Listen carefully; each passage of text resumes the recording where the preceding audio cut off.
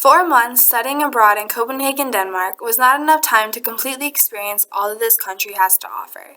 There is much more to discover about Denmark, and through this project, I sought to further comprehend additional aspects of Danish society that make it such a unique and intriguing country. Denmark is located in northern Europe and borders the Baltic and North Seas. The western mainland, known as Jutland, is a peninsula extending off of Germany and is home to about 2.5 million Danes. Denmark also includes 2 islands that are home to the nation's capital, Copenhagen. In contrast to the countryside, where there is much relaxation and privacy, the city life is bustling with much commotion. Recently, there has been a drastic shift in movement of people from the countryside to the city. Furthermore, the government is located in a royal castle that was built in the 17th century in central Copenhagen. This demonstrates to the people the harmonious relationship between the government and the monarchy. The Danish monarchy is the oldest reigning monarchy in the world and can be traced back to the Viking ages of Gorm the Old.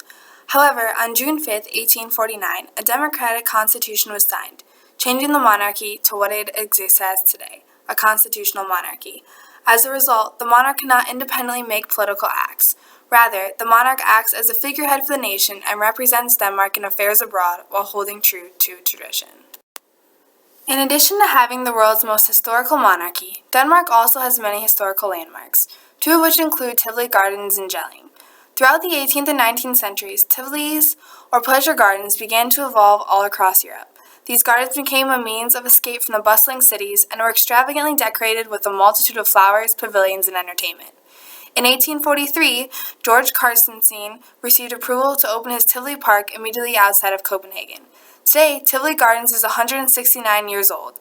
It is Scandinavia's most popular attraction and the 5th most visited theme park in Europe, with an average market value of 232 million euros. Jelling is home to one of the most exceptional complexes in all of Scandinavia. Jelling used to be an old royal manor and funeral mounds for the first Viking king of Denmark and his wife. However, when their son Harald Bluetooth acquired the throne, he placed a stone in between the 2 funeral mounds to represent his unification of Norway and Denmark and the introduction of Christianity upon the Danes. Today, this complex symbolizes the transition the Scandinavian people made from the pagan beliefs to Christianity. Amidst its historical importance to the world, Denmark is also renowned for its extensive government welfare measures and equal distribution of income to ensure equality. Danish society can be characterized by strong social cohesion with many voluntary associations. This level of comfort and trust has allowed Danes to enjoy a high standard of living. Additionally, Denmark is known to trade with Germany, Sweden, the Netherlands, China, Norway, and the United Kingdom. Although Denmark is a part of the European Union, it has not yet transferred its currency to the euro. Rather, Danes use the Danish kroner, which includes both banknotes and coins. A major reason Denmark refuses to switch to the euro is because it embodies its rich tradition and history. One of the most traditional aspects of Denmark can be found within the realm of food. Danes are recognized for eating open-faced sandwiches, which are sandwiches without top buns. Danes also enjoy playing their national sport, handball, which is also the sport they invented about a century ago.